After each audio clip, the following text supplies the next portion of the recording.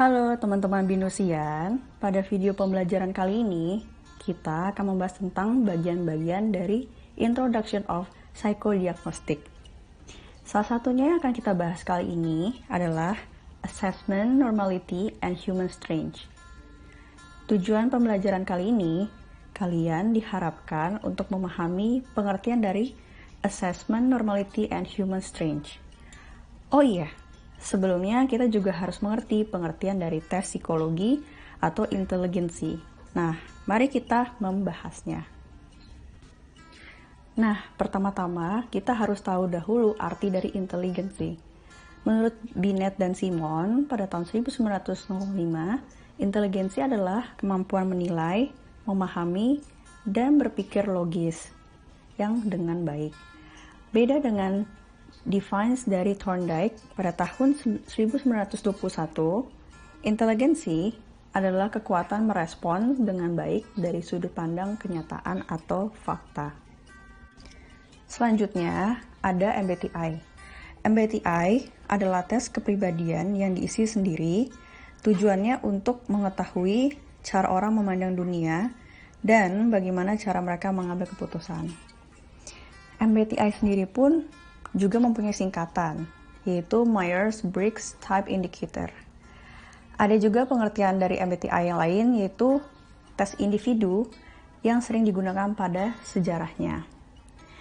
Dan MBTI ini juga mengambil inspirasi dari teori Carl Jung yang menyebut bahwa manusia punya 4 fungsi utama dalam hidup, seperti sensasi, intuisi, berpikir, dan merasakan.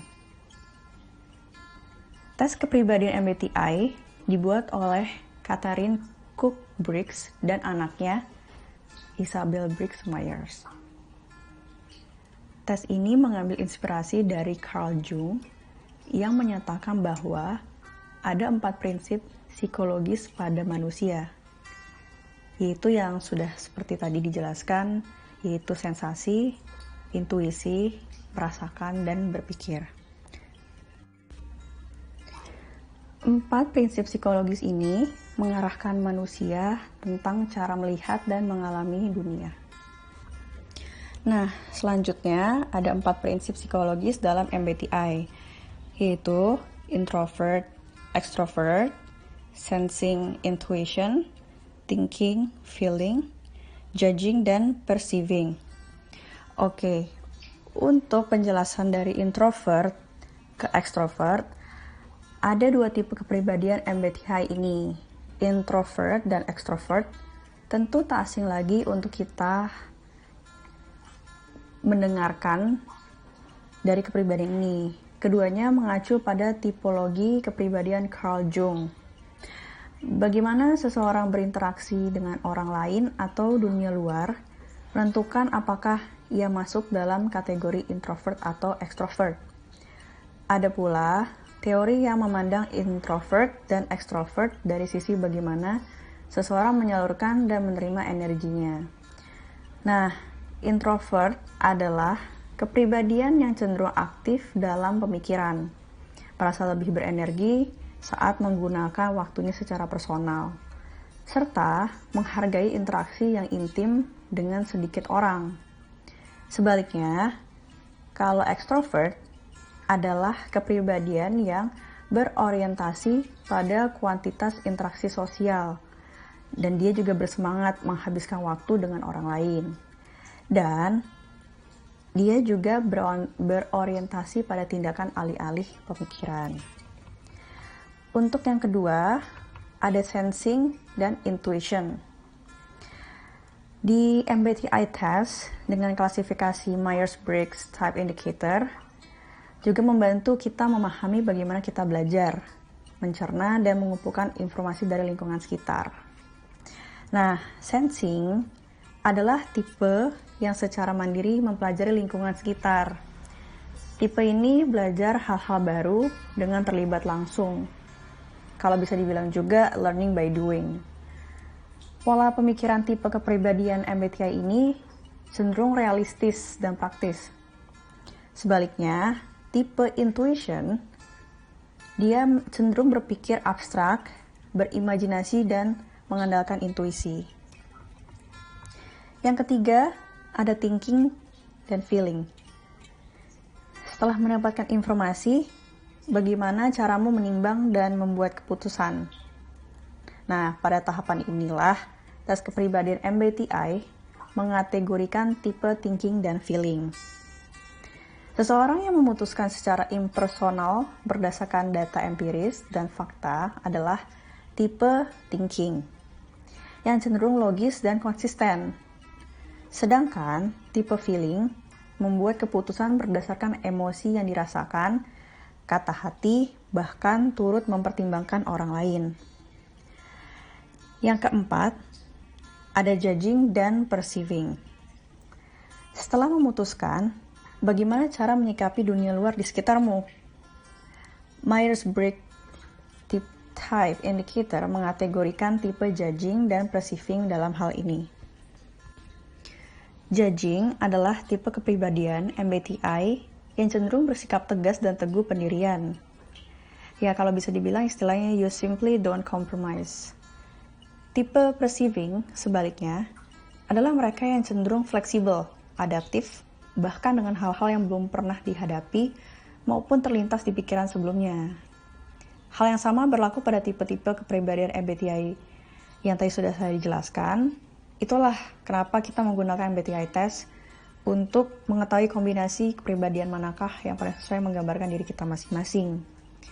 Seluruhnya ada 16 tipe kepribadian dalam Myers-Briggs Type Indicator. Nah, setelah ini akan saya beritahu contoh beberapa tipe kepribadian dari introvert maupun extrovert. Nah, untuk yang selanjutnya, saya akan memberikan contoh tipe-tipe kepribadian, tetapi saya akan hanya memberikan 2 contoh tipe kepribadian, yaitu INFP dan ENTJ.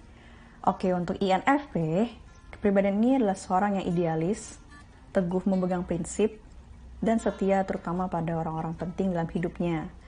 Tipe kepribadian MBTI ini memiliki rasa ingin tahu yang tinggi, terbuka dengan berbagai kemungkinan juga. Ia adalah sosok yang fleksibel dan adaptif, kecuali pada prinsip yang dipegangnya. Oke, yang kedua ada ENTJ. Nah, berkat pengetahuan yang luas, ENTJ adalah pembaca keadaan yang baik. Ia peka dalam memilih prosedur atau kebijakan yang kurang efisien. Bahkan mampu mengembangkan sistem guna mengatasi persoalan dalam organisasi. Tipe kepribadian MBTI ini tak segan memaksakan idenya. Oke, selanjutnya ada tes Neo-PI atau bisa dibilang juga Neo-PR yang memiliki perbedaan dengan alat ukur kepribadian lainnya, yaitu Neo-PR mempunyai 2 form, yaitu untuk observer dan untuk responden. Selain itu, Neo-PR juga telah lama digunakan dalam ranah psikologi industri dan organisasi dikarenakan dapat memprediksi kinerja seseorang. Neo-PI telah dikembangkan sejak tahun 1985 oleh Robert R. McCrae dan Paul T. Costa Jr., di mana hanya terdapat 3 faktor kepribadian, yaitu neuroticism, extraversion, dan openness to experience dengan 181 item. Pada tahun 1991, McCrae dan Costa menerbitkan publikasi Neo yang telah dilengkapi faktor keempat dan kelima, yaitu agreeableness serta conscientiousness, di mana Neo berubah nama menjadi Neo-PI menjadi Neo-PR dengan 240 item. Ada 3 skala domain, yaitu neuroticism, extraversion, dan openness to experience. 2 domain tambahan, yaitu agreeableness dan conscientiousness, 5 domain global dan 6 aspek. Contoh salah satu dari domain dari neuroticism dan fasetnya adalah kecemasan, depresi, dan sebagainya. Nah, jika kita ulang kembali Neo-PI pada saat belum diganti menjadi Neo-PR, ada 5 domain, yaitu neuroticism, extraversion, openness, agreeableness, dan conscientiousness. Dan inisial NEO itu berawal dari singkatan neuroticism, extraversion, dan openness. Setelah itu baru ditambahkan menjadi NEO PR. Selanjutnya ada Lumina, atau bisa dibilang juga Lumina Spark, adalah alat psikometrik mutakhir yang mengeksplorasi cara memanfaatkan kekuatan dan kemampuan alami Anda. Ini juga memberikan Anda wawasan luar biasa tentang cara melenturkan gaya Anda untuk menghasilkan yang terbaik dari orang lain. Lumina Spark hadir untuk membantu mengenal diri dan sekitar. Lumina Spark merupakan inovasi terbaru dalam tes kepribadian dan memberikan potret kepribadian yang lengkap dan menyeluruh. Sini, kalian dapat mengenali diri kalian lebih baik dan dapat mengembangkan diri secara maksimal. Elian menjelaskan Lumina Spark sebagai generasi model pengembangan kepribadian yang mendukung individu, tim, dan organisasi untuk bekerja lebih efektif. Lumina Spark menggunakan kerangka warna-warni yang sangat interaktif untuk pemahaman diri yang lebih baik dan membantu orang mengidentifikasi bagaimana meningkatkan hubungan kerja mereka dengan orang lain. Nah, untuk mengenal 4 energi Lumina Spark, yang satu ada biru, mengamati, hati-hati berdasarkan bukti praktis dapat diandalkan.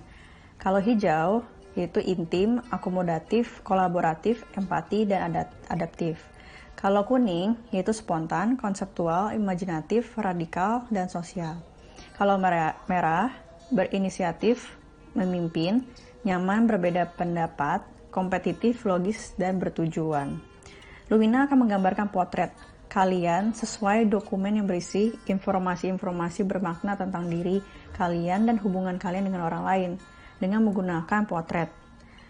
Sebagai bahan utama, fasilitator yang tersertifikasi akan bekerja dengan kalian dan tim untuk mencapai hasil yang kalian harapkan dalam bidang antara lain pengembangan diri, resolusi konflik, dan sinergi development. Nah, kalian kan sudah memahami pengertian dari Assessment of Normality dan Human Strengths dari video pembelajaran kali ini. Maka kalian diharapkan untuk bisa menjawab pertanyaan dari pertanyaan berikut. Jelaskan apakah ini maksud dengan Assessment of Normality and Human Strengths.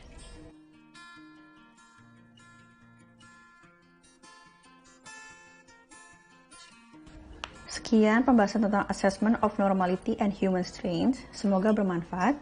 Terima kasih.